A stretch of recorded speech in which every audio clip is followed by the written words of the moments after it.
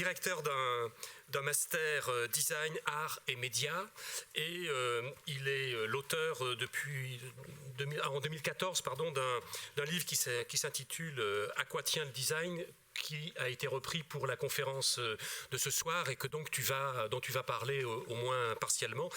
La seule chose que je voudrais ajouter, c'est que Pierre Damien, depuis de nombreuses années, développe une pensée du design. C'est-à-dire, il montre comment le design pense et comment on peut le penser. Et je reprendrai vraiment ce que tu viens de dire entre parler et communiquer. Tu fais parler le design et tu peux être sûr qu'on est tout à fait attentif depuis longtemps à tes écrits. Oui, c'est bien ce qui me donne le trac. J'espère que tu as un peu le trac, mais ça va passer. Allez, tu vas voir. Pourtant, j'ai l'habitude, mais... Allez, on te laisse la parole. Ouais. Ce que je voudrais faire, dans le temps que vous me donnez, c'est introduire non pas de la complexité, mais peut-être de la perplexité dans ce que j'ai vu ou entendu cet après-midi. Quand Pierre, tu m'as, je crois, téléphoné ou on s'est vu, je ne me souviens plus, pour me parler de ma présence ici ce soir, tu m'as dit que je n'aurais qu'à parler de mon livre. Et je te remercie pour cette invitation. Quand même, ça me gênerait de ne parler que de ça.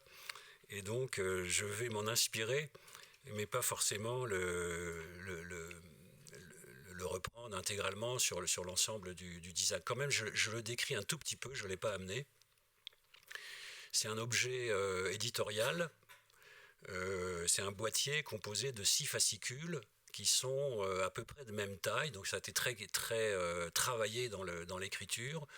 Ces fascicules sont évidemment rangés dans le boîtier, ils ne sont pas numérotés, donc dès que vous avez fait tomber un fascicule du boîtier, vous ne savez plus où il était rangé et vous ne savez pas quel est l'ordre dans lequel vous êtes convié à lire ces textes, et sauf un fascicule qui a une table des matières numérotée, c'est-à-dire où vous êtes invité à lire de façon linéaire, aucun des autres fascicules n'a un ordre de lecture imposé, sinon par le fait qu'il faut bien qu'une page succède à une autre page. Mais dans mon esprit, ces textes peuvent se lire séparément ou continuellement, comme vous voudrez.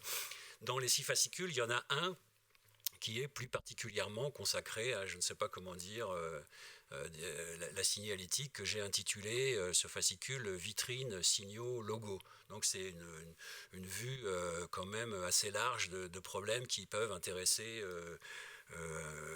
disons, la signalétique. Ce fascicule et ce champ du design qu'on peut appeler la signalétique, est celui qui m'aura laissé le plus perplexe, me laisse le plus perplexe toujours, et qui a sans doute donné lieu au fascicule le plus complexe de mon livre, le plus complexe à lire. Je pense que faut pas commencer par celui-là, commencer comme vous voulez, c'est ce que je viens de dire, laissez tomber un fascicule, ramasser, et puis allez-y. Mais c'est probablement le plus complexe. Je voudrais donc parler des intentions, d'une certaine manière, qui ont été les miennes dans la composition de ce fascicule-là, de mon livre sur le design. Il me semblait que pour méditer sur la signalétique, il faut méditer sur l'époque. La question par laquelle je peux commencer à réfléchir, pour ce qui me concerne, sur les questions de signalétique, c'est celle-ci. Qu'est-ce que c'est que cette époque qui a eu besoin ou qui aura eu besoin de signalétique? Ça n'a pas toujours existé, et voilà que c'est devenu d'abord existant et même quasiment aujourd'hui indispensable. Qu'est-ce que c'est que cette époque qui ne peut pas se passer de signalétique? Comment la caractériser? Alors, comme je voudrais parvenir à dire quelque chose dans le temps de parole que vous m'avez confié, je ne vais pas, à ce stade du raisonnement, donner peut-être tous les arguments qu'il faudrait que je donne pour vraiment justifier mon propos. Donc je vais être un petit peu dogmatique ou affirmatif. Hein. Mettons que je suppose que vous êtes bienveillant à mon égard et que vous voulez bien me faire confiance le temps de voir où ça va. Hein, et on verra après dans la discussion. Cette époque qui aura eu besoin de signalétique, je la définirai en empruntant une expression à Walter Benjamin, qui a lâché l'expression que je vais dire pour parler d'autre chose. C'est moi qui fais la relation. L'époque dans laquelle la signalétique a commencé à exister est cette époque dans laquelle, je cite le propos de Benjamin, le cours de l'expérience a baissé. Mon fascicule commence par le titre du début, c'est entre guillemets le cours de l'expérience a baissé. Qu'est-ce que ça veut dire le cours de l'expérience a baissé chez Benjamin ? On peut mettre cette phrase en relation avec une autre qui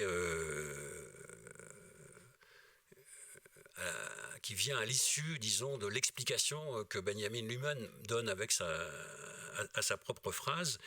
Je dirais qu'une époque dans laquelle, au sens de Benjamin, le cours de l'expérience a baissé, est une époque qui ne fait plus, je cite, du fragile corps humain une référence. Il parle de la façon dont les hommes qui avaient fait la guerre de 1914-18 sont revenus, je cite encore, muets du front. Ils n'ont pas raconté leur expérience. Et ils n'ont pas raconté leur expérience, non pas parce qu'elle avait été terrible, quoique évidemment elle l'avait été, et j'y reviendrai en conclusion tout à l'heure, mais ils n'ont pas raconté leur expérience parce qu'ils se sont rendus compte en revenant du front que la vie avait continué son cours pendant qu'ils étaient au front et que toutes sortes de machines ou de machins avaient, comment dire ça, envahi l'espace quotidien. Donc Benjamin dit, là où avant il y avait des voitures à cheval, il y avait des automobiles. La société s'est mécanisée pendant la Première Guerre mondiale et c'est pour ça qu'ils n'ont pas raconté leur expérience, dit en substance le texte, parce qu'ils sont revenus dans un monde envahi. Alors je dis exprès de machins, des machines ou des machins, des éléments, je dirais, motorisés. Une des grandes expériences techniques qui accompagnent la Première Guerre mondiale, c'est la motorisation. Et dans la motorisation, qui donne lieu à l'automobile, qui n'est plus tout à fait une voiture au sens historique du mot voiture. La voiture, c'est un élément de transport qui est attelé à un cheval et qui est donc mu par un corps, fut-il en l'occurrence animal, mais la voiture pouvait aussi être la voiture à bras, transportée par des corps humains. L'automobile, c'est les taxis de la Marne. L'automobile, c'est quelque chose qui est motorisé et qui commence dans le monde à mettre en jeu des vitesses, des capacités de déplacement qui ne sont pas physiques, qui ne sont pas celles des fragiles corps humains. Eh bien, le fait est, historiquement, que le monde qui a commencé à avoir besoin, en tout cas mis en place la signalétique, est ce monde-là. Donc c'est le monde dans lequel le cours de l'expérience a baissé et dans lequel le fragile corps humain n'est plus une référence de base, y compris dans l'expérience des espaces. Puisque dès que vous vous déplacez avec une voiture, la vitesse de déplacement fait que ce qui est loin à pied cesse d'être loin lorsque vous êtes motorisé. Donc ça modifie énormément de choses. Alors évidemment, pourquoi je prends cet exemple de voiture ? Parce que les signaux routiers sont liés tout simplement à l'arrivée de ces machins, de ces engins dans le quotidien de l'humanité européenne en tout cas. Alors dans ce monde-là, dans le monde qui est donc le nôtre, il y a en fait deux registres. Il y a quand même toujours le registre des corps, parce que nous avons toujours des corps. Et il y a un autre registre qui ne se pense pas en fonction des corps, qui substitue à l'expérience des corps une expérience non vécue, que les corps ne peuvent pas vivre. Je dirais en leur nom, enfin je suis transporté dans une voiture, mais je ne peux pas éprouver, je marche, je sens le sol, je sens que je me meus. Vous voyez, la voiture, c'est une expérience finalement du déplacement qui quelque part est intellectualisée, elle est beaucoup moins immédiatement sensible. Dans le monde où le cours de l'expérience a baissé, ce qui prévaut, c'est un autre registre que celui de la physique des corps humains, des fragiles corps humains.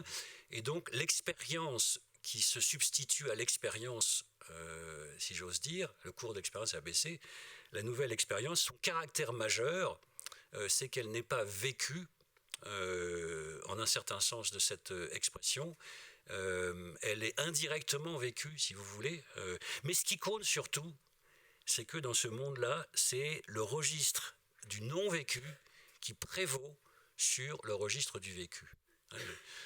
Qu'est-ce que je veux dire par là ? Je ne suis pas historien, donc je ne suis pas très rigoureux sur la chronologie, donc je passe beaucoup de moments historiques, si vous voulez, et j'en arrive à des situations qui sont plus proches de nous. Exemples qui vous seront familiers, je suppose, dans lesquels l'expérience vécue de tout un chacun ne prévaut pas. Et la prévalence de cette expérience-là est exclue. L'enquête d'opinion. L'enquête d'opinion fait exister un homme moyen, auquel elle nous réfère, nous nous référons, et cet homme-là n'existe pas, en réalité. Aucun d'entre nous n'est l'homme statistiquement moyen, et pourtant nous pratiquons la politique en fonction des enquêtes d'opinion. Voilà. Il s'est passé quelque chose. Et je pense que vous m'accorderez qu'au moins l'hypothèse que ce qui est statistiquement produit prévaut sur ce qui est senti par nous dans nos fragilités individuelles, vous m'accorderez qu'en effet, c'est bien ce qui est statistiquement produit qui prévaut sur cette expérience individuelle. Donc l'enquête d'opinion, la statistique, c'est la même chose d'une certaine manière que la motorisation dont je parlais à propos des hommes revenus muets du front. La statistique constitue un humain qui n'existe pas, un humain qui est désincarné. Je pense dans une certaine mesure qu'on pourrait aussi regarder certaines choses qui se passent du côté de la médecine de ce point de vue-là, qui va traiter les corps non pas en corps, d'êtres existants, mais en objets qui, dans une certaine mesure, sont désincarnés. Voilà. À ces qualités de l'homme calculé, de l'homme mécanisé, de cette expérience prévalente, il faut se faire. Il faut se faire désormais. Je prendrai encore un exemple, celui de l'ergonomie. Voilà. Il m'est arrivé de discuter, alors je ne sais pas si c'était une chance, en tout cas, le fait est qu'il m'est arrivé de discuter, je ne me rappelle plus de son nom, avec quelqu'un qui, à l'époque, avait la responsabilité des services économiques d'une grosse entreprise, puisque c'était Citroën, et on discutait de sièges. Je crois qu'il a travaillé aussi pour Airbus, je ne me souviens pas exactement, mais je me souviens de ce qu'il a dit qui m'a extraordinairement choqué. Il avait déclaré que les humains se situaient entre 1,65 m et 1,88 m, et je me souviendrai toujours de cette phrase: en deçà et au-delà, je balaye dans les statistiques. Je me suis levé et je lui ai montré que je suis au-dessus d'1,88 m, je peux vous le reprouver si vous voulez, et par conséquent, je me suis senti balayé dans les statistiques. Je n'ai pas vécu cette phrase avec beaucoup de plaisir. Voilà.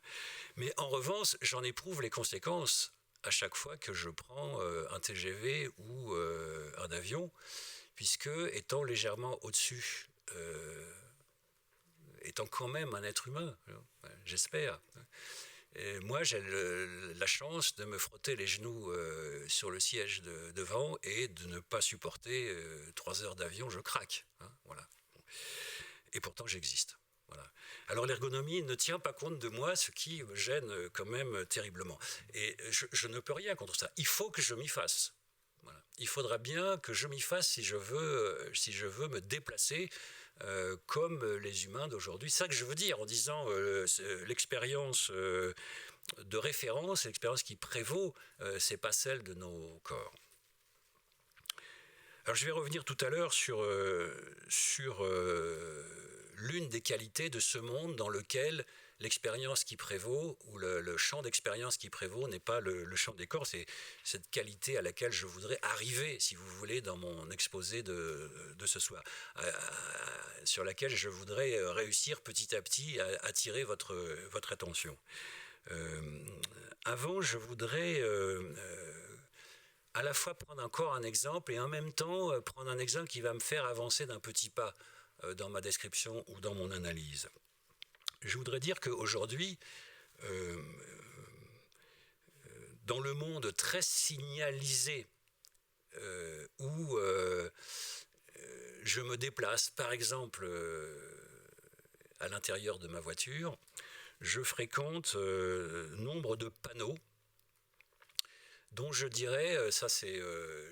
Hervé Dibord m'avait demandé d'écrire un texte pour le livre sur le branding, dans lequel j'ai développé ce point, et qui se retrouve d'ailleurs dans mon livre sur le design. Je suis très intrigué, disons, par la multiplication assez récente sur le plan historique de panneaux à usage touristique qui doublent mon expérience de passant, en me disant je suis sur une autoroute, je ne sais pas, c'est un paysage de Causse, il n'y a rien, à part un peu de végétation à gauche, à droite et devant. Et il y a soudain un panneau qui me dit, je ne sais pas, Cahors, ville d'art et d'histoire. Enfin, vous voyez le genre de panneau qu'est-ce que c'est que ces panneaux-là?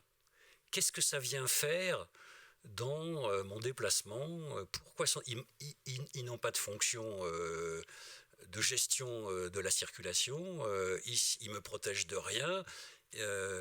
Qu'est-ce que c'est que ces panneaux? Pourquoi la ville de Cahors se double-t-elle d'un panneau qui n'est pas son annonce in situ, comme les panneaux traditionnels qui signalaient l'entrée sur l'espace communal? Pourquoi il y a ça dans le monde d'aujourd'hui, le nôtre? Pourquoi il y a ce genre de choses qui n'a l'air de pas grand-chose? Voilà. Qu'est-ce qui se passe là? Bon. Alors je prends au sérieux le fait que ces panneaux annoncent quelque chose. Ce sont des annonces, ce ne sont pas des informations exactement, ce sont des annonces, ce sont des... Alors j'ai joué sur le mot, alors j'espère que je ne vais choquer personne, en même temps j'ai envie un peu de choquer, mais pas violemment, si vous voulez, si c'était possible. Je ne peux pas oublier, pour ce qui me concerne, que évangile, ça veut dire annonce. Ces panneaux évangélisent d'une très curieuse façon le monde d'aujourd'hui. Et le monde d'aujourd'hui est évangélisé par nombre de panneaux, nombre d'éléments de signalétique, qui sont évidemment en même temps, comme l'évangile annonçait le monde paradisiaque. Hein. Il ne faut pas oublier que c'est des textes qui sont écrits pour annoncer la fin du monde et le caractère heureux, paradisiaque, retour au paradis de cette fin du monde. Je pense qu'il y a quelque chose d'étrange dans ces panneaux qui est de caractère évangélique et qui ont comme, j'imagine, fonction déclarée. Si je demandais pourquoi avez-vous mis ce panneau-là, on me dirait c'est pour faire une belle annonce de la ville de Cahors, par exemple, pour faire une annonce qui non pas vaut esthétiquement, le panneau en lui-même n'a pas grand intérêt, il vaut pas non plus tellement de façon informative. Je pense qu'il promet quelque chose. Il me met au passage dans la situation de quelqu'un à qui quelque chose est promis. évangéliser, annoncer, etc. Et évidemment, toujours, c'est une belle annonce, c'est une belle promesse, c'est la promesse de quelque chose. On m'invite d'une certaine manière à me détourner de ma route pour aller voir quelque chose qui, par hypothèse, sera beau. Je peux généraliser. Je peux dire que, je sais pas, toute la publicité, en tout cas une grande partie de la publicité, joue sur l'évangélisation du monde. L'évangélisation à la manière d'aujourd'hui du monde. Je m'intéresse beaucoup de ce point de vue-là. Vous voyez, je reste dans le même registre je dois avoir une obsession automobile. La publicité automobile d'aujourd'hui a perdu tout caractère technique. Ce n'était pas le cas il y a une trentaine d'années. Il n'y a plus de caractère technique dans les annonces. La publicité automobile, ça fait absolument rêver. C'est même d'ailleurs un endroit de trucage incroyable, hein. Un monde dans lequel, vous regarderez bien, dans lequel les corps humains, les corps dans les publicités automobiles ils peuvent,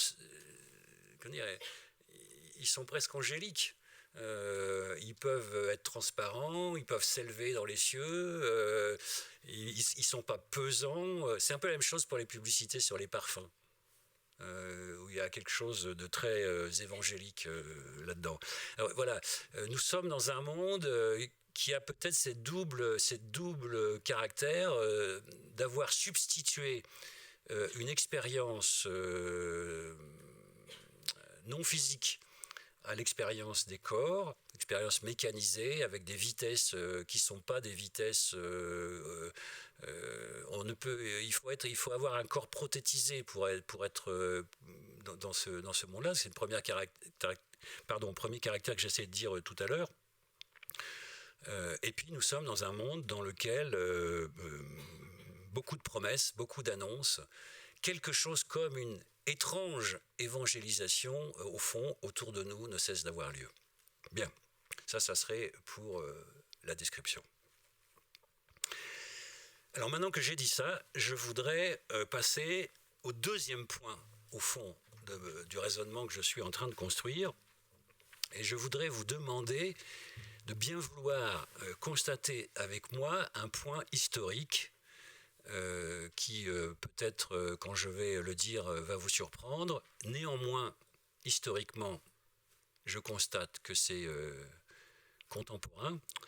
Le monde dans lequel la signalétique a commencé à s'installer, et dont j'ai essayé de vous donner un descriptif approximatif dans ma première partie ou mon premier point, ce monde-là est contemporain, exactement contemporain sur le plan historique, d'une déclaration faite par un philosophe qui s'appelait Nietzsche. Et cette déclaration, c'est la déclaration qui dit que nous sommes arrivés dans cette situation nommée par Nietzsche la mort de Dieu. La mort de Dieu. Le monde dans lequel nous sommes est un monde dans lequel Dieu, c'est ça que voulait dire Nietzsche, d'après moi. Et ensuite, ce que je fais, c'est de mettre ça en relation avec le fait que la signalétique est arrivée. Nietzsche ne parlait évidemment pas de signalétique, et les signaléticiens ne lisent probablement pas Nietzsche. C'est moi qui fais la relation, bien entendu. Hein. Qu'est-ce que voulait dire Nietzsche quand il parle de la mort de Dieu? Je traduirais en disant, il veut dire que le mot Dieu, le signifiant Dieu, n'est plus un signifiant majeur dans l'Europe de son temps, fin du XIXe siècle, c'est-à-dire celle de la société industrielle. Substantiellement, j'interprète la phrase de Nietzsche de cette manière-là. Dans la société industrielle, Dieu n'est pas un signifiant qui compte. Voilà. Dieu n'est plus un signifiant majeur. Voilà. Qu'est-ce que c'est un signifiant majeur? C'est un signifiant, je dirais, au nom duquel, ou tel que, lorsqu'on le profère, on peut mobiliser des foules. Mobiliser des foules. C'est-à-dire les rassembler. Ecclésia, Église, c'est ça que ça veut dire, hein, c'est un lieu de rassemblement. Au nom de Dieu, on pouvait rassembler ou mobiliser des foules. Le mot mobiliser, c'est un mot qui m'intéresse beaucoup, qui est très étrange, parce que dans mobiliser, vous avez mobile, mais la mobilisation d'une foule, c'est l'immobilisation de cette foule, c'est son devenir compact, et d'une certaine manière, pour que ça ne bouge pas. Pour que ça bouge pas trop. Hein. Donc il y a des gens qui avaient analysé ça. Moi, je suis très intéressé de ce point de vue par les textes de Spinoza au XVIIe siècle, il me semble, traité théologico-politique, dans lequel quelque chose comme ça est dit. Que le signifiant Dieu est un signifiant qui est tel que si on sait le proférer dans des circonstances langagières efficaces, on va pouvoir obtenir l'obéissance des foules. Donc quand Nietzsche dit que Dieu est mort, ce qu'il veut dire, c'est que ce signifiant n'est plus un signifiant avec lequel on peut faire obéir des foules. On peut plus les rassembler. Je dis pas qu'il a raison, chacun peut penser là-dessus ce qu'il voudra. J'essaye d'interpréter pourquoi cette phrase a été dite et pourquoi elle n'a pas été oubliée. Pourquoi elle est importante. Voilà. Et je pense qu'elle est importante pour la raison que j'essaye de vous dire. Donc c'est ça pour moi, c'est ça que ça veut dire profondément. Dieu n'est plus, dans la société industrielle, un signifiant mobilisateur. Voilà. Alors qu'est-ce qui se passe ? Il y a deux possibilités. Soit, le commun, la foule, se disperse radicalement, hein, c'est-à-dire que la société industrielle est une société dans laquelle pourraient se disséminer nous tous, les uns et les autres, les liens se distendraient. Hein, soit il y a ça, donc il n'y a plus de foule, il n'y a plus de communauté, il y a peut-être du commun, mais il n'y a plus de communauté, soit il y a des signifiants de remplacement. Soit il se passe quelque chose qui va remplacer d'une certaine manière la fonction du signifiant Dieu. Voilà. Alors, l'hypothèse difficile et perplexe que j'ai essayé de mettre en place, pas de justifier, puisque ça j'y arrive pas, mais de mettre en place dans ce fascicule vitrine signaux logo, qui le rend effectivement un fascicule, je pense, assez complexe, au fond c'est ça, c'est de dire que nous sommes dans un monde dans lequel toute une série de signifiants, il y a eu un éparpillement du signifiant majeur, voilà. Et nous sommes concernés par une multitude de signifiants qui jouent la fonction ecclésiale sans sa puissance, disons, archi-majeure. Ces signifiants, alors ça c'est l'analyse par exemple que faisait déjà Spinoza, le signifiant Dieu est un signifiant dont on ne sait pas ce qu'il signifie. C'est d'ailleurs nécessaire, si j'ose dire, au concept de Dieu qu'on ne le comprenne pas comme tel. Parce que si vous savez qui est Dieu, vous êtes comme Dieu, d'une certaine manière. Or, ce n'est pas votre genre d'être des dieux. Vous êtes des humains. Hein. Donc, vous ne pouvez pas comprendre ce que ce signifiant signifie. Mais en revanche, c'est un vieil argument de la théologie, hein, en revanche, vous devez, ou vous pouvez, en tout cas, croire que ça signifie quelque chose. Et éventuellement, ce que ça signifie, on vous l'interprétera dans certaines circonstances et de façon variable. Bon. Les signifiants dispersés qui remplacent ce signifiant majeur dans la société industrielle, celle qui va mettre les automobiles au monde, et la signalétique, etc., etc., ces signifiants, c'est la même chose. Ce qu'ils signifient, nous ne le savons pas, ce sont des quasi-noms propres. Ce n'est pas exactement des noms propres, ce sont des quasi-noms propres. Et nous ne savons pas ce qu'ils signifient, mais nous devons croire qu'ils signifient quelque chose. Alors j'ai un problème, parce que comme vous savez, certains savent, j'ai des problèmes avec mes yeux, et là je ne peux pas là. Si, je vais me déplacer.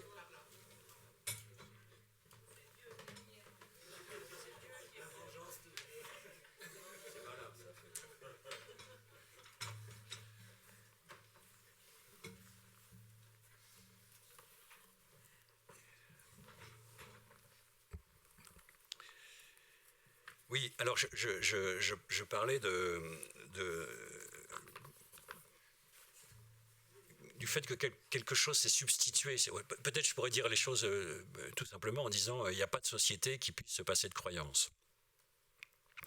Et que s'il n'y a pas de signifiant majeur pour organiser le collectif dans une croyance, il va y avoir des signifiants qui va organiser du collectif dans des croyances. Et je pense que quelque part, comme on dit, pas la signalétique en tant que telle, mais disons le fait qu'il y ait du signalement des annonces, comme je vous disais tout à l'heure à propos des panneaux sur l'autoroute, consiste à organiser sur le mode de la société industrielle, au fond de la croyance. Écoutez le langage. Écoutez comme nous parlons. J'ai dans mon portefeuille, vous avez certainement dans votre portefeuille des cartes de fidélité. Voilà, c'est tout. Voilà. Qu'est-ce que c'est que ça? Voilà. Comment nous pouvons, comment nous pouvons vivre avec des cartes de fidélité? Qu'est-ce que ça veut dire? Voilà, fidélité. Bon. Alors des fidélités, nous en avons beaucoup. Il y a des supporters, je sais pas moi, de l'Olympique de Marseille, plutôt que.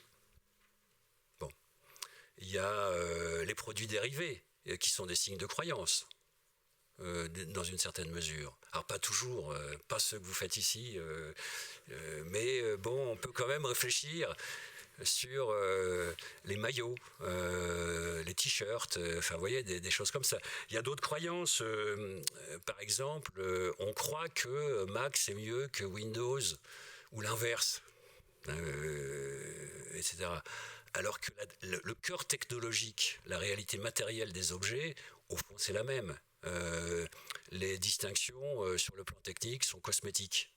En revanche, les croyances, on peut croire dur comme fer qu'il y a une différence radicale entre tel ordinateur et tel autre. Bon, c'est de la croyance. J'ajouterais que le monde dans lequel nous vivons, j'ajouterais ou je résumerais en disant que le monde dans lequel nous vivons et que nous avons à penser, ce monde a probablement en son cœur, ou n'a pas abandonné dans son cœur, la spéculation. Alors la spéculation, je ne parle pas seulement de la spéculation financière, je parlerai du spéculatif en général. Je définis le spéculatif en disant spéculer, c'est pouvoir faire croire quelque chose à quelqu'un.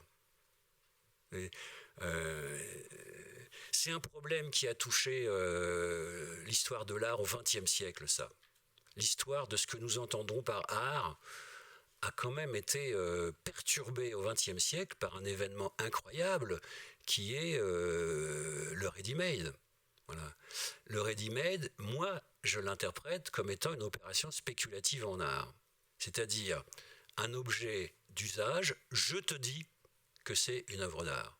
C'est l'analyse que fait Thierry Deduve pour penser cette chose-là qui m'a toujours, depuis que je l'ai lu, cette analyse convaincue, je dirais. Si je peux vous faire croire que ceci est une œuvre d'art, j'ai augmenté ceci d'une qualité que ceci n'a pas a priori, et l'important n'est pas que cet objet possède la qualité que je vous dis qu'il a, l'important est que vous croyez qu'il a la qualité que je vous dis qu'il a. Hein, il n'y a pas de spéculation sans crédulité. Et la crédulité, le registre de la crédulité et de la croyance sont les mêmes. Donc en fait, qu'est-ce que je viens de faire dans cette deuxième partie? J'ai essayé de vous dire que le monde dans lequel nous sommes, même si c'est un monde qui s'est développé à partir de l'affirmation ou en impliquant l'affirmation de la mort de Dieu, n'en a pas pour autant fini avec la croyance, la crédulité, les signifiants rassembleurs. Simplement ça s'est démultiplié, diffusé, dispersé, etc. Alors troisièmement, comment la croyance moderne, ou contemporaine plutôt, comment cette croyance se diffuse-t-elle? Voilà. Comment c'est possible? Ma proposition, c'est de dire que ce qui caractérise la diffusion de la croyance aujourd'hui, ou de cette sorte de croyance disséminée, dispersée, démultipliée plutôt, que j'ai essayé de décrire il y a quelques minutes, cette croyance, elle se diffuse en s'appuyant non pas sur des récits, mais sur ce que j'appellerais de manière précise, je vais vous dire la précision dans une seconde, mais sur des figures. Ce qui aura caractérisé la croyance majeure de la société européenne d'avant la société industrielle, c'est d'avoir constitué autour d'un signifiant majeur de la croyance, la constitution de cette croyance impliquant des récits, quelque chose qui est de l'ordre d'un récit. Aujourd'hui, je dirais qu'il n'y a pas de récit, ou que la société industrielle... Alors ça, c'est une autre phrase de Benjamin, sur le narrateur, elle n'est plus là, celle avec qui on a parlé de ça hier soir, mais en gros, Benjamin dit ça dans le narrateur, la narration n'a plus cours. Nous ne nous rassemblons plus pour écouter des récits. La croyance se constitue, les croyances, le mode de croyance d'aujourd'hui, de crédulité d'aujourd'hui, ou de spéculation d'aujourd'hui, passe non pas par des récits, mais par des figures. Et c'est là où je vais retrouver, bien sûr, les questions de signalétique, de signalement, etc. Qu'est-ce que c'est qu'une figure? Alors, par ce mot, je ne veux évidemment pas dire visage. Je sais qu'en français, on peut dire la figure de quelqu'un, c'est son visage, etc. Ce n'est pas dans ce sens que je prends le mot. Je veux préciser aussi que je ne prends pas, alors je dirais hélas, le mot figure dans le sens, je veux dire, de mon ami Michel Guérin, qui a beaucoup travaillé sur la notion de figure et qui s'intéresse à l'histoire de cette notion pour l'accentuer d'une toute autre façon que moi. Michel Guérin est un ami profond, je tiens à le dire, nous discutons et je ne peux pas entendre figure comme lui l'entend et lui ne peut pas entendre figure comme moi je l'entends. Donc ce que je vais vous dire est parfaitement discutable, mais quand même je vais le dire. Je prends le mot figure en disant que c'est un mot... Alors, bon, il faudrait faire une histoire précise des traductions, etc. Mais c'est un mot qui appartient à une très vieille tradition de la rhétorique. Et pour moi, peut-être le texte majeur qui fonde ce que je vais vous dire maintenant, c'est un texte qui date du 1er siècle de l'ère chrétienne, qui est le traité de Longin, qu'on a traduit par sublime, qui est une sublime traduction, mais qui n'est pas une traduction littérale, puisque le mot grec ne dit pas du tout ce que le mot latin sublime dit. Sublime, ça veut dire sous le seuil, et le mot grec uptios, qui a été traduit sublimement par sublime, dit le contraire, puisque ça veut dire le passage d'un col, le passage d'un seuil, et il y a un renversement, c'est-à-dire dans le sens de Longin, être sublime, c'est renverser les opinions de quelqu'un. Et donc, par exemple, arriver à lui faire croire quelque chose qu'il ne croyait pas. Et la fonction du sublime dans le traité de Longin, c'est de rassembler les foules. Voilà. C'est-à-dire que Longin prend plusieurs exemples. Alors, les orateurs... Alors, j'ai dit que c'est un concept de rhétorique, je vous l'ai dit, oui. Non, alors je vous le dis. C'est un concept de rhétorique, la figure. Et c'est un concept qui est analysé. Comment se fait-il que Démosthène, par exemple, ait réussi à rassembler les Athéniens qui vaquaient à leurs affaires, qui se dispersaient dans les quartiers, alors que Philippe allait attaquer la cité et qu'il fallait se mobiliser. Voilà. Et justement, c'est un orateur sublime. C'est un orateur sublime parce que c'est un orateur qui a su placer dans son discours des figures. Voilà. Donc les figures, ce n'est pas un moment de langage au sens des traités de rhétorique de la quasi-antiquité. Les figures, ce n'est pas des moments de langage où on dit quelque chose. C'est des moments de langage où on obtient des effets sur un public. Et ces effets étant, pour l'essentiel, des effets de mobilisation, de compactage, de rassemblement, de gens qui autrement se disperseraient ou se dispersaient déjà. Donc ce que fait Longin, c'est qu'il analyse, en prenant les exemples d'orateurs réputés sublimes, de moments de figure dans leur discours. Ce ne sont jamais des moments de récit, hein, ce sont des moments de placement, de manière de traiter le langage, ou la langue en l'occurrence, qui sont supposés avoir donc cet effet renversant. Les gens qui ne croyaient pas au danger se mettent à y croire, etc., etc., qui se démobilisaient, hein, se mobilisent, etc. Parmi les figures, alors ça c'est un travail que j'ai fait en lisant de très près le texte de Longin. J'ai constaté que il faut aller chercher dans le texte, mais moi ça m'a beaucoup intéressé, parmi les exemples de figures, les 4 figures que donne Longin, il y a le savoir placer un impératif dans un texte. Voilà. Donc quand j'ai dit ça, je pense que j'ai dit beaucoup de choses. Savoir placer un impératif. Donc il prend comme exemple Moïse. Donc vous voyez, on est quand même dans un drôle de... Bon. Qui aura su placer un impératif pour rassembler le peuple juif quand il est redescendu du Sinaï. Voilà. Le placement de l'impératif, je traduirais en disant intimer un ordre. Comme on dit, vous entendez ça en français, intimer. Évidemment, je ne sais pas comment, je vais inventer une façon de dire, être intimé, c'est-à-dire finalement se retrouver avec en soi intime une formule, un élément de langage dont on n'est pas l'auteur et qui devient quand même partie prenante de son langage. Intimer un ordre. C'est ça que l'orateur sublime sait faire. Et la conséquence de ça, je pense que vous avez compris, c'est la croyance, la fidélité, l'obéissance, la mobilisation d'une manière générale. Bon, donc vous avez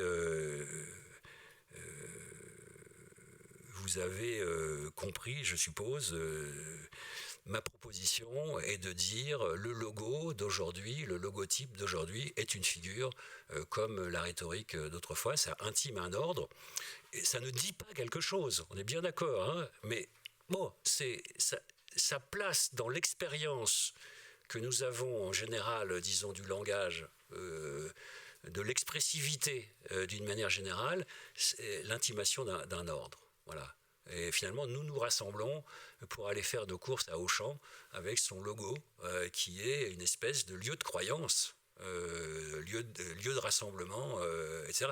En plus, c'est intéressant parce que Auchan, ça dit quelque chose et en même temps, ça ne le dit pas. Ça m'intéresse beaucoup. Auchan, c'est comme aller au champ. Sauf que ça s'écrit Auchan, comme vous le savez, hein, et que ça ne se voit pas comme ça s'entend. Il y a un truc assez pervers là-dedans, hein. Il y a le placement... C'est un signifiant qui se place là, pas un signe. C'est un signifiant qui se place là dans nos esprits, qui nous intime quelque chose qui peut être de l'ordre Auchan, c'est mieux que j'y crois, quoi, etc. Et il y a de la marque qui va se développer dans tout ça. Je crois que c'est le 3e point de mon raisonnement. Avec les figures autrefois, avec les logos aujourd'hui, peuvent s'intimer un ordre ou s'affirmer de manière impérative quelque chose quant au public et à son état, que le public ne soit pas dispersé mais concentré, hein, sur un signifiant, quand bien même le signe que lui fait ce signifiant, le public ne le comprend pas. Et il ne peut pas le comprendre, puisque ce n'est pas un signifiant qui est là pour faire vraiment signe. Alors, qu'est-ce qui s'affirme dans ces signifiants dispersés d'aujourd'hui ? La dernière hypothèse que je fais dans mon fascicule, c'est que je ne peux pas ne pas faire un rapprochement, moi qui ne suis pas historien, de nouveau, c'est vrai que c'est un rapprochement pour la pensée, c'est pas un rapprochement, comment dire, en tout cas pas immédiatement fondé, je ne peux pas ne pas penser, une fois que j'ai dit tout ça, que Freud, à la fin de sa vie, écrivant Inhibition, symptômes, angoisse, s'est beaucoup intéressé à ce qu'il a appelé le signal d'angoisse. Le signal d'angoisse. Je ne peux pas ne pas constater que le mot signal est là pour caractériser cette expérience très singulière de l'angoisse. Bon. Il se trouve que les passages de Freud dans lesquels il met en place sa conception de l'angoisse, donc avant inhibition, symptômes, angoisse et au-delà du principe de plaisir, sont cités par Benjamin très précisément à la fin de sa vie pour revenir sur la compréhension de quelque chose sur quoi je vais vous dire un mot quasiment pour conclure, qui est le traumatisme, le trauma. Le signal d'angoisse, ça n'est pas un signe. Donc je pense que Freud est clair là-dessus. Il y a une distinction entre la peur et l'angoisse, c'est qu'on a peur de quelque chose et on ne sait pas devant quoi ou à propos de quoi on est angoissé. Et donc, il n'y a pas de signe de l'angoisse, dit Freud en substance, mais il y a un signal d'angoisse qui mobilise l'énergie psychique, j'y peux rien, sur le fait que toutes ces notions se retrouvent, pour que quelque chose, pour essayer d'empêcher quelque chose. L'angoisse, c'est lié à une hantise, au fait qu'un sujet n'a pas vécu quelque chose en tant que sujet. Il m'est arrivé quelque chose, ou plutôt, il est arrivé à un moi dont je ne sais pas que c'est moi, que je ne reconnais pas comme moi, quelque chose. Donc, si vous voulez, je pourrais dire, à la base de toute expérience de l'angoisse, il y a une expérience non vécue par un sujet, et qui concerne pourtant ce sujet parce qu'elle est endossée par son corps. Je ne sais pas si je suis clair. Voilà. Normalement, ça boucle avec le début de mon raisonnement. Bon. C'est ça qui dit Freud, que donc l'angoisse, c'est le fait de ne pas avoir vécu quelque chose en tant que sujet, mais que le corps du sujet est habité par cette expérience non vécue, c'est-à-dire que littéralement il l'endure, il y a la durée, il l'éprouve dans la durée, sans qu'elle soit jamais signifiée dans aucune langue ou dans aucun langage. Et lorsque, pour une raison ou pour une autre, quelque chose de la vie, non pas fait signe vers ça, mais se rapproche de ça, signal d'angoisse, c'est-à-dire que le signal est là pour empêcher que le trou dans la mémoire, finalement, qui est à l'origine de toute cette affaire, pas un trou de mémoire, un trou dans la mémoire. Le trou dans la mémoire que le sujet ne supporte pas en tant que sujet, mais que son corps endure, que le corps qui le supporte endure. Ouais. Il y a des moments où là, il se passe quelque chose qui se traduit par ce que le psychanalyste appelle le signal d'angoisse. Donc, j'ai dit que je ne pouvais pas ne pas, d'une certaine manière, relier tout ça.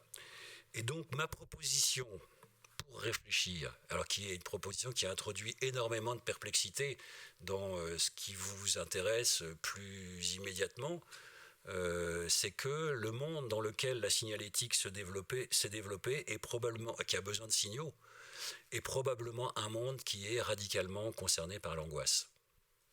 Voilà, c'est pas très gai ce que je dis, voilà, mais je le pense. Je pense que la société industrielle est très très profondément concernée par quelque chose qui est ce que je viens d'essayer de décrire le moins mal que je pouvais, qui est l'angoisse. Alors, je termine par deux remarques. Je me suis intéressé à l'histoire de ça dans la psychiatrie. Il y a deux auteurs qui ont écrit un livre ensemble qui est l'histoire du concept de trauma et de la notion de victime. La victime, c'est je suis victime quand je n'ai pas vécu en tant que sujet quelque chose qui pourtant me concernent. Les traumatismes, avant d'être une notion psychiatrique, c'était une notion d'assurance. Les compagnies d'assurance de la fin du 19e qui avaient à indemniser des victimes des accidents, les accidents accidit en latin. Il arrive quelque chose, non pas je vis quelque chose, mais il arrive quelque chose à moi, un accident. J'ai subi un accident, c'est-à-dire il m'est arrivé quelque chose, non pas j'ai vécu ça. Bon, les accidents, un accident, ça fait des victimes. Les accidents qui sont à l'origine de la notion de trauma, qui ensuite va être psychiatrisée, c'était par exemple les explosions de machines à vapeur dans les grandes entreprises industrielles du milieu du 19e siècle. Les accidents de chemin de fer, etc. Voilà. Quelque chose. Donc on revient toujours sur ces machines avec leurs explosions. C'est ça qui est à l'origine de la notion de trauma. C'est-à-dire, en fait, je pense que la société industrielle n'aura pas pu se passer de machines qui sont presque quasi techniquement liées à l'accident, au risque d'accident, etc. C'est-à-dire, finalement, elle est habitée, au moins à titre de risque, par ce qui fait que des sujets peuvent être victimes. Ce qui fait que des sujets peuvent ne pas vivre quelque chose qui pourtant les concerne, et qui va leur revenir sous la forme de traumatisme, de signal d'angoisse, etc. Le signal d'angoisse est défini par Freud comme une protection. On se protège de l'angoisse par le signal d'angoisse et on se mobilise avant que on tombe dans le trou de sa mémoire, si j'ose dire, en tant que sujet. Donc je pense que la société industrielle est concernée par l'angoisse. Je ne sais pas si j'ai été très clair dans la façon de le dire, peut-être je peux y revenir en discussion. Et deuxième remarque pour conclure,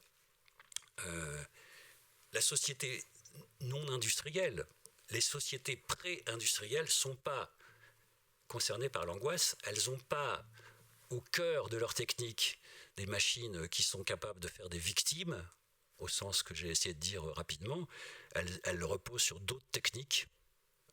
Elles ont dans leur cœur productif d'autres techniques. Les sociétés classiques, je dirais, et j'ajouterais l'art classique, l'idée classique d'art, n'est pas concernée comme nous aujourd'hui par l'angoisse, mais par la souffrance. C'est très clair dans les textes d'Aristote. Une des fonctions de ce que par traduction on appellera les œuvres d'art, c'est de traiter les souffrances qui se sont produites au cœur, non pas de la cité, littéralement, polis, mais au cœur de la ville, astu ou oikos, dans le texte d'Aristote. C'est-à-dire que les gens, comme on dirait aujourd'hui, ont vécu des événements, pas subi des accidents. Ils ont vécu des événements qui les font souffrir. Mais la souffrance, ce n'est pas la même chose que le traumatisme. Et la fonction de l'art, c'est... On pourrait lire le texte d'Aristote avec un tout petit peu de patience, mais on le trouverait assez vite, c'est, on peut dire ça comme ça, de relever la souffrance, de la traiter, afin d'obtenir la fameuse catharsis, qui est un concept médical, c'est le traitement d'une souffrance. Les gens ont la mémoire troublée, il y a des choses qui ne passent pas, je fais ce geste, ils n'arrivent pas à avaler quelque chose qui s'est passé. Et au théâtre, si c'est bien fait, si les syntaxes, le mot est dans le texte d'Aristote, sont pertinentes, il va y avoir une forme de discours, une forme de langage qui va relever ces souffrances-là, les rendre intelligibles, les expliquer et les purger. Donc ce qui ne passait pas passe, purgation, etc. C'est à la fois l'idée classique de l'art et la fonction classique de l'art et la possibilité classique de l'art dans une société qui n'est pas la société industrielle ou la société contemporaine. Eh bien, je pense que... alors, c'est bon... si nous avons tant de signaux, si ça n'a l'air de rien, ce petit panneau sur l'autoroute auquel j'attache une si grande importance, et dont je n'arrive pas à m'expliquer finalement la présence de ce petit panneau sans faire ce lourd, très lourd raisonnement que je viens de vous dire, et qui consiste à dire que notre monde est profondément concerné par une expérience historique qui correspond, traduite à ma façon à la phrase inaugurale de mon exposé, celle de Benjamin, le cours de l'expérience ABC. C'est la même chose pour moi que de dire nous sommes désormais concernés par quelque chose à quoi il faut que nous nous disions que le bon mot c'est angoisse. Alors quand j'ai dit tout ça, j'ai dit que en commençant que j'introduirais de la perplexité. Je suis bien conscient que au moins dans un premier temps, on ne peut pas faire grand-chose avec ce que je viens de vous dire. Mais on peut peut-être quand même y penser. Voilà.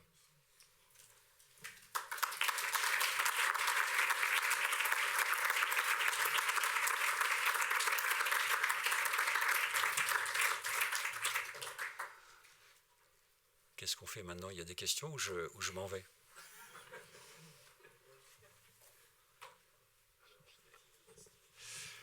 Nous avons écrit un livre sur la désorientation et on s'est adressé à des neurologues qui considèrent que le signal d'angoisse est le début du processus de désorientation.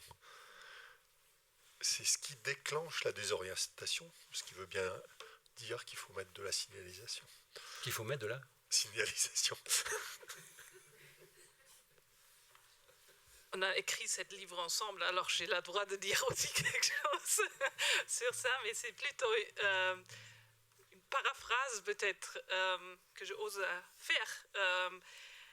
C'est intéressant parce que dans la recherche de traumatisme et surtout dans le travail pratique avec traumatisés, ça se montre que ce n'est pas vraiment un trou dans la mémoire, c'est un trou dans la mémoire, dans les modes de représentation langue visuelle, mais pas dans une mémoire émotionnelle, parce que sinon, ça ne réagit plus. Émotionnelle, cette mémoire est inscrite dans le corps. Et c'est précisément ce que Benjamin, je pense, a mis en relation et que j'ai fortement compris de ce que tu as dit. Ça veut dire qu'on est régné par des vieux programmes qui on essaye d'éviter. Alors on se protège, on anticipe vers le futur, mais on n'est pas du tout dans la présence. Alors on est dans la mémoire ailleurs et dans le prospectivisme, mais pas dans la présence radicale. Et si on a besoin d'une référence occidentale de penser sur ça, je trouve quand même les réflexions de François Julien assez intéressantes dans ce contexte, qui a dit douce, ou qui a quand même fait la hypothèse de dire que c'est ce concept platonique de contrôler, de mathématiser la pensée. Et un des actes forts de Platon va déconstruire le terme de métis. Et métis est quelque chose qui est l'idée d'avoir un goût, une odeur pour quelque chose. Je ne sais pas si on dit ça en français aussi. En allemand, c'est ein Riecher haben für etwas. Qui est quelque chose qui mène de l'expérience, réflexion, intelligence et qui doit être nourri, mais qui est fortement contextuel.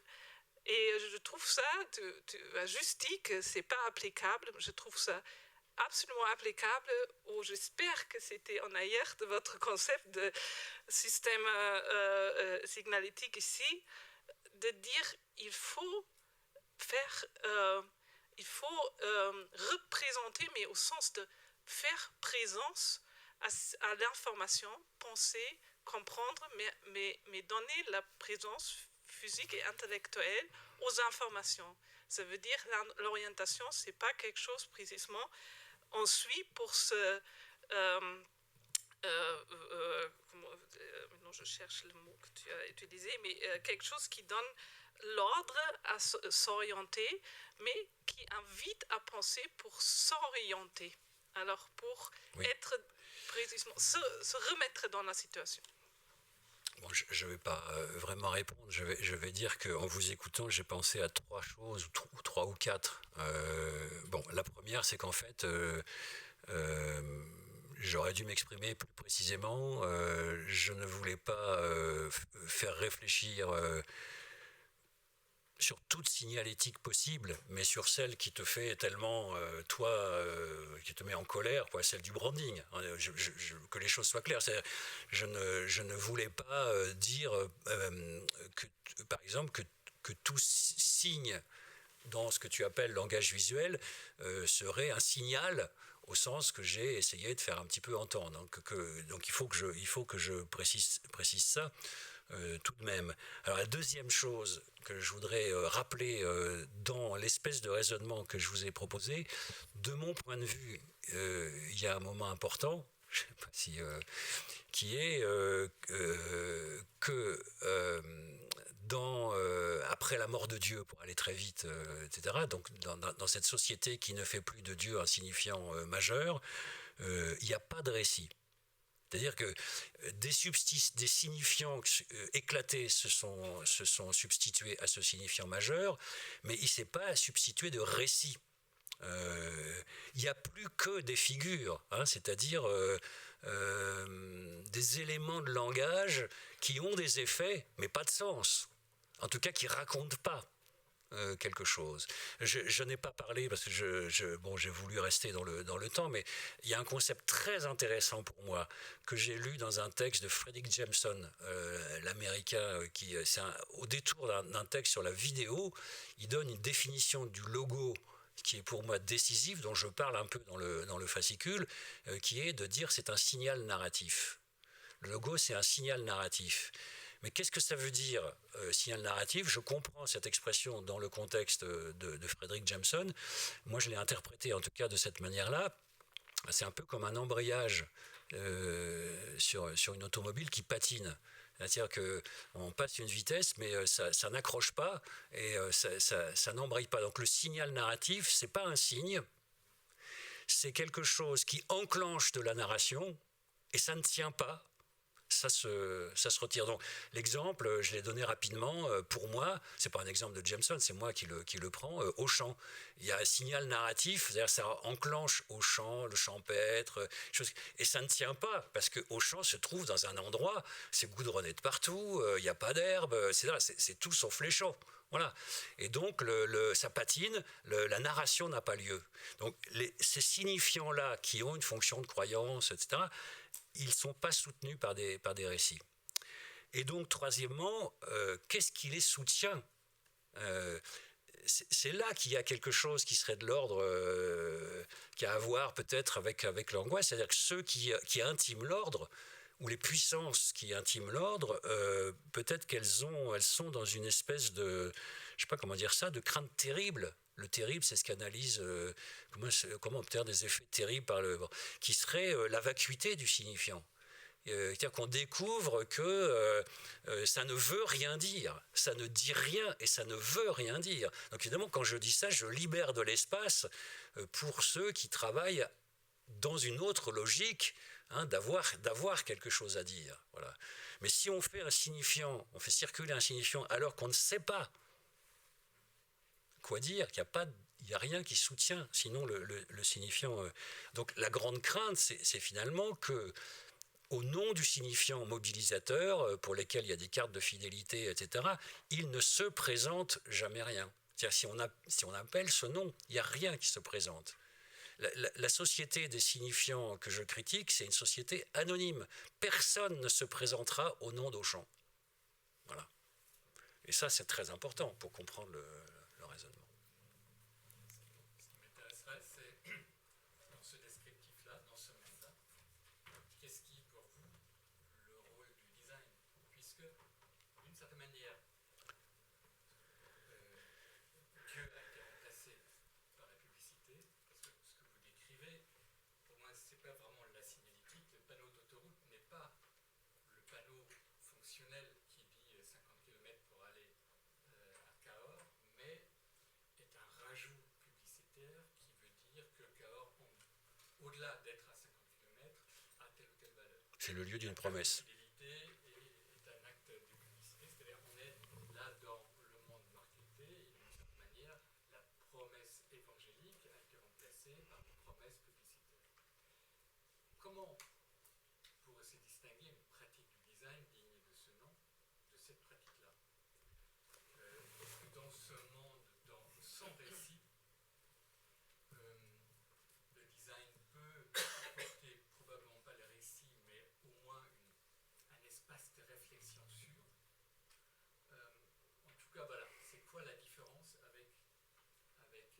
ce monde où l'évangélisme remplace le récit?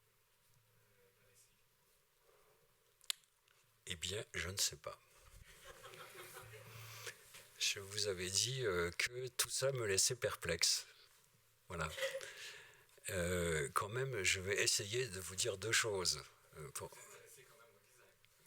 Oui. Mais enfin, je dirais, en l'occurrence, je suis du bon côté puisque je ne le fais pas. Hein. Est-ce que vous permettez que je relève dans votre façon de dire une petite expression, un design digne de ce nom, vous avez dit. Voilà. C'est déjà une question. Hein, parce que ça suppose qu'il y a un design indigne de ce nom. Et donc, ce dont nous aurions besoin, c'est d'une critique du design, au sens strict pour moi du mot critique. Hein, krinein en grec veut dire tamiser, partager, séparer. Voilà. Peut-être que ça manque au design une véritable critique du design qui s'attellerait. Alors ça, c'est peut-être pas les designers qui peuvent le faire. Ils sont peut-être pas les mieux placés pour se critiquer. Je ne sais pas. En tout cas, peut-être que le design manque d'une critique qui permettrait de séparer, ou au moins de faire des propositions de séparation entre un design digne de ce nom et un design indigne de ce nom. Et bon, c'est un point important. Alors, deuxième point, je vous ai dit, façon de me tirer de la difficulté, je ne sais pas. Je ne sais pas quoi vous répondre. J'ai tendance à penser, ça ne va pas au-delà, que ça ne serait pas une réponse, ça serait une réponse anachronique, ou ça serait une réponse réactionnaire. Il y a une phrase de Frank Lloyd Wright dans un petit texte où il lâche le mot designer. Et il dit que les designers travaillent dans une époque qui a remplacé les artisans par des machines. Et il ajoute, je cite, sur ce point, le pouvoir mécanique a fait table rase. Ça veut dire, on ne peut pas revenir en arrière.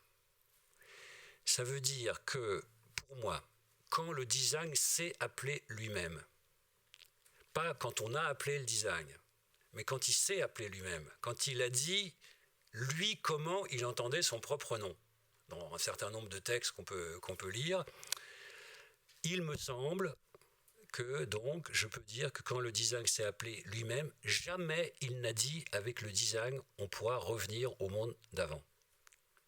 Voilà.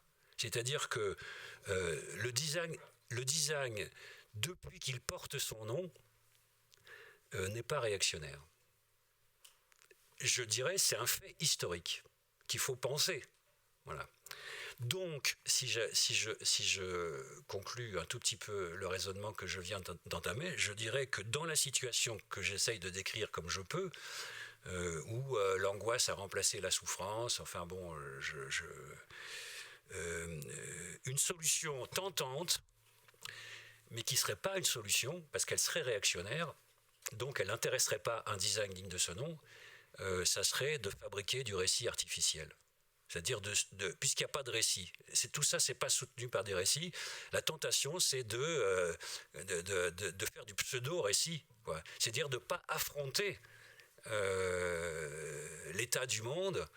Et donc, moi, je pense que si le design s'engageait... alors ça, je l'entends, moi, je m'occupe quand même d'étudiants, je ne sais pas s'ils sont designers, mais ils pensent qu'ils peuvent, comme je dis, inscrire quelque chose de leur personne au nom du design.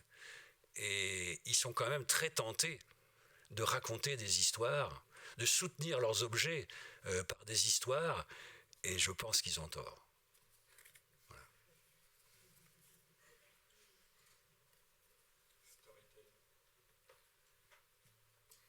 C'est les objets qui doivent se soutenir, quoi.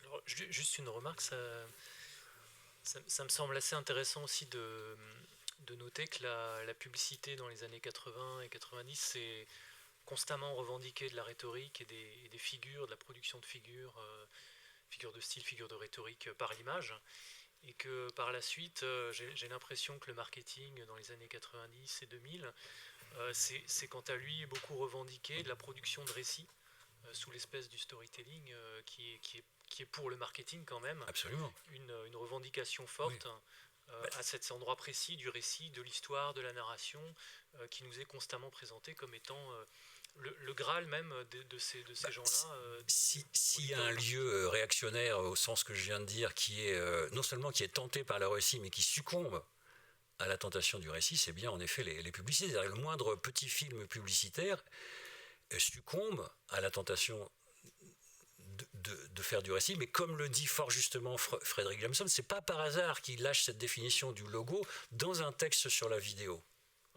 C'est-à-dire que cet effort pour faire quand même du récit à propos des parfums, etc., d'engager des débuts de logique fictionnelle, comme si on était dans l'art classique, etc., ça échoue dans le signal qui va clore avec le logotype, pour le coup, le branding. C'est-à-dire que la tentative de fiction échoue dans le signal.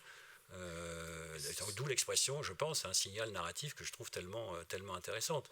Mais c'est pas de la narration à proprement parler. Oui, enfin, du moins, eux-mêmes ne le perçoivent pas, le perçoivent comme un succès, une réussite, quoi. Oui. C'est là où... Enfin, je ne sais pas si je vais entendu ce que vous venez de dire, mais il me semble que la moindre critique, je pense critique au sens pas j'aime ou j'aime pas, mais un travail critique, c'est-à-dire qu'est-ce que c'est que ça ? Est-ce que c'est un film de fiction ou est-ce que c'est pas un film de fiction ? C'est-à-dire la moindre critique d'un film publicitaire pourrait déceler la tentation et la tentative de fiction et l'échec. Ça échoue. Voilà. Et se substitue le signal, le brand, au bout du compte, qui est l'effet qui est recherché. Mais je pense qu'il faut se faire à cette idée qu'un monde habité par les puissances techniques qui dépassent le corps humain, et c'est le but de mon exposé, ce monde-là ne peut pas être de manière essentielle, je ne sais pas comment dire ça, existentielle, concerné par des récits. Et qu'il faut affronter ça. Pierre Damien, si je reprends l'exemple d'Auchan, du logo d'Auchan qui semble clore quelque chose, mais en même temps, est-ce qu'il ne faut pas l'introduire dans une économie plus générale ? Parce que le logo d'Auchan, bien sûr, comme tu l'as dit, ça fait référence à la carte de fidélité, mais aussi à la publicité. Est-ce que ça ne rentre pas dans cette économie plus générale où d'autres figures apparaissent, c'est comme le panneau je n'ai plus Cahors, est-ce que ça ne nous renvoie pas justement à ouvrir peut-être le guide et à finalement est-ce que c'est pas, tu parlais d'embrayeur, est-ce que c'est pas un embrayeur vers d'autres récits qui sont relevés par d'autres choses qui est la publicité ou les guides ou des choses comme ça? Je sais pas. Une fois de plus, je sais pas. Ce qui me vient à l'esprit en t'écoutant, c'est de dire de toute façon, tout ça, ça ne tient pas sa promesse. Voilà. Il y a quelque chose, ça ne tient pas sa promesse, c'est-à-dire le champêtre que j'entends dans le prononcé du mot Auchan, je ne l'aurai pas. Je n'aurai qu'un bien de substitution. Peut-être que ceux qui promeuvent le signal Auchan espèrent que le bien de substitution me suffira dans une certaine mesure. Mais en réalité, ça ne comble pas, ça ne suffit pas. C'est même pas fait pour ça, puisque ce sont des produits de consommation dont je vais bientôt manquer, donc il va falloir que j'y retourne. Enfin, il n'y a rien de vraiment suffisant dans cette opération. Et d'autre part, si j'ai bien compris ce que tu me dis, ce dont je ne suis pas sûr, mais en tout cas, j'ai entendu que tu parlais d'économie plus générale, je dirais que peut-être dans le monde d'autrefois, je vais dire ça comme ça, c'était pas rien de produire quelque chose. Et aujourd'hui, c'est pas la production de quelque chose qui compte, et c'est même pas sur ça qu'on compte.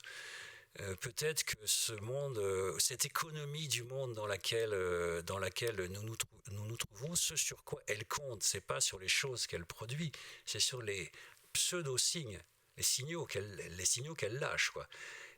sur les signifiants, les fameux signifiants. C'est ce que dit Naomi Klein que tu cites. Elle compte sur les signifiants pour les valoriser financièrement. Spéculer, alors cette fois à la fois au sens où pour spéculer il faut entretenir de la croyance, mais aussi spéculer au sens financier du terme. S'il y a une économie en train de se généraliser dans l'affaire, je pense, alors moi je dirais pas que c'est une économie du signe, mais une économie du signal qui ne peut pas, à mon sens, ne pas être habitée par l'angoisse, c'est-à-dire cette espèce de, bon, je dis que l'angoisse n'est pas la peur, mais comment dire pour m'expliquer maintenant, une espèce de peur radicale, quoi, que la vacuité de tout ça ne se révèle, ne se dévoile. C'est-à-dire que ces signifiants n'ont pas de valeur, ils ne disent rien, et il ne faut pas que ça se révèle, hein. Et donc il faut marteler plus que jamais le signifiant. Mais qu'Auchan ne tient pas et que toute la consommation ne tient pas, je crois que le consommateur a d'une certaine manière joué de ça, hein. Il le sait et il continue à vivre parce qu'il n'en a pas d'autre. Mais je dirais qu'il y a une sorte de jeu par rapport à cette croyance, non-croyance. Quand ça commence à être Cahors, le jeu est fini. Moi, c'est ça qui m'intéresse. C'est ce passage, ce glissement entre une sorte de jeu par rapport à la communication et la publicité qui n'est pas nouvelle quand même, hein, qui est vieille, mais qui correspond d'une certaine manière au monde marchand. Je dirais que le vendeur d'oranges était déjà dans la tromperie. L'étalage est déjà dans la tromperie, si ce n'est qu'il est physique. Mais quand justement ça touche à notre rapport civique avec l'espace public, je trouve que là, le jeu est fini. Bon, pour moi, ça serait une autre conférence. Et j'avais été mis sur mes notes, est-ce que je leur parle de ça ou pas? Donc j'avais dit, finalement, j'avais choisi de ne pas en parler, mais je vais quand même en dire un mot, puisque il faudrait que je recommence tout et que je fasse une autre description du monde d'aujourd'hui. Mais je ne peux pas faire tout en même temps, hein.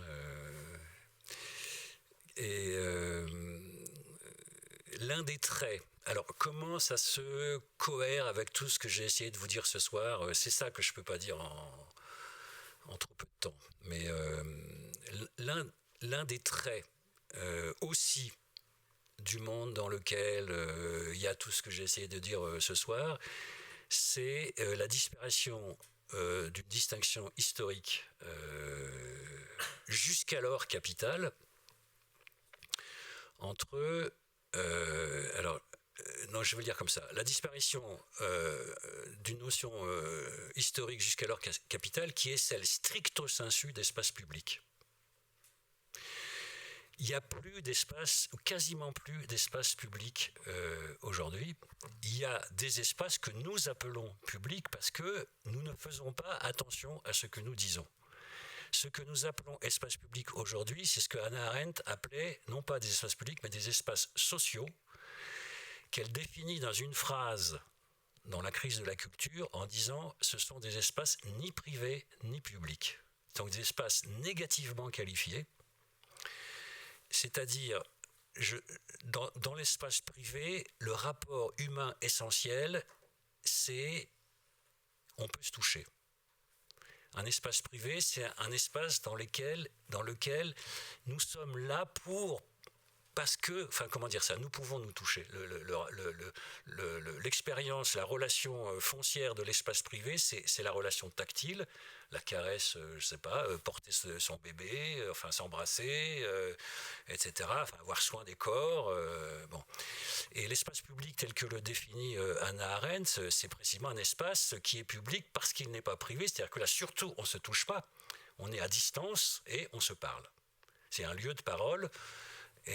Mais parler vraiment, comme dit Aristote, hein, c'est-à-dire pas communiquer, mais ça veut dire s'adresser des questions, se demander les uns aux autres si on est d'accord, pas d'accord, si on n'est pas d'accord, comment on discute. Bon, ça c'est l'espace public, c'est-à-dire un lieu de parole Il y a d'autres caractéristiques qu'elle donne. L'espace privé, c'est un espace qui est voué à la nuit, et l'espace public, c'est un espace qui n'est pas nocturne, parce que si on ne se voit pas, on peut... Bon, bref. Mais quand elle dit « les temps modernes sont caractérisés par l'irruption dans l'expérience humaine d'un type d'espace qui jusqu'alors n'existait pas, qu'elle appelle social, ni privé, ni public ». Qu'est-ce que ça veut dire ? Ce sont des endroits dans lesquels ni nous nous touchons, ni nous nous parlons. Voilà. Mais nous avons...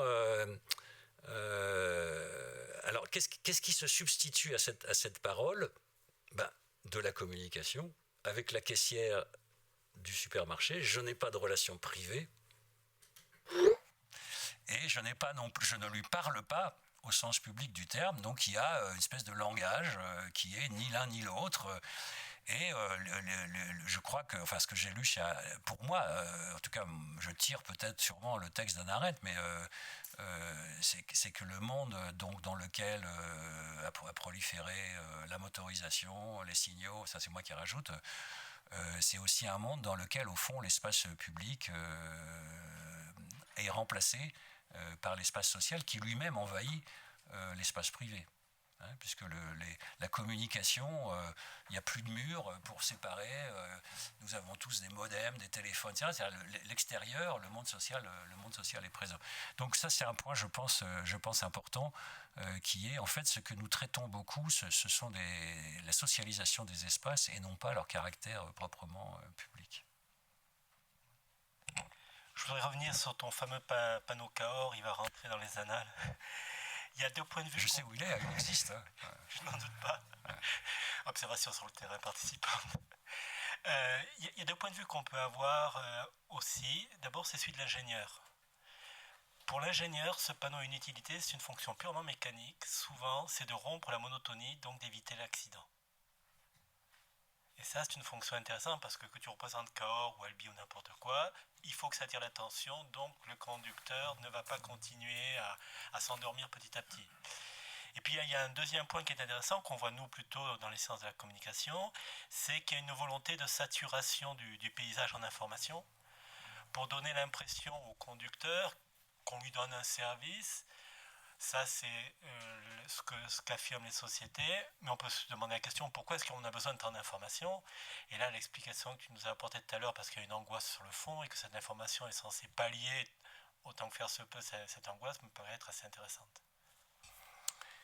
Sur rompre la monotonie, il se trouve que dans le petit texte de Frank Lloyd Wright que j'évoquais tout à l'heure, donc où il y a le mot designer qui apparaît, donc il dit on ne pourra pas revenir sur l'introduction des machines dans le monde, donc c'est-à-dire les grosses machines de la société, les grosses machinations de la société industrielle. Mais il ajoute immédiatement après que ce qu'on peut envisager, c'est de faire mieux. Il ne dit pas le mieux, il dit mieux. On peut faire mieux, donc ça suppose qu'on peut faire moins bien que mieux. Et c'est ce qui se passe probablement le plus couramment. On peut faire mieux, et il ajoute immédiatement après, c'est-à-dire trouver les rythmes de la forme. Et vous avez parlé, ou tu as parlé, de monotonie, en disant les ingénieurs mettent des panneaux pour rompre la monotonie. Ben, c'est ça la question. C'est pourquoi les autoroutes sont monotones, pourquoi elles sont uniformes. Le contraire de forme, ça peut être sans forme, ça peut être difforme, mais uniforme, c'est le contraire de forme. Les rythmes de la forme, ça veut dire qu'il n'y a pas d'uniformité. Et justement, alors on peut rompre la monotonie, le monotone d'un seul ton par des panneaux. Mais la question peut-être première, c'est est-ce qu'on ne peut pas faire mieux que l'uniformité autoroutière ? C'est-à-dire poser cette question de cette manière-là, quoi. Est-ce qu'on peut imaginer de rythmer un paysage où il y a une autoroute ? Enfin, je ne sais pas, je poserai les questions de cette façon. Viriot parle de la vitesse de la libération. Ouais. Mais ceci dit, tous les pays européens ont adopté cette technique du panneau Mais oui, je sais. touristique. Il y a du design indigne un peu partout.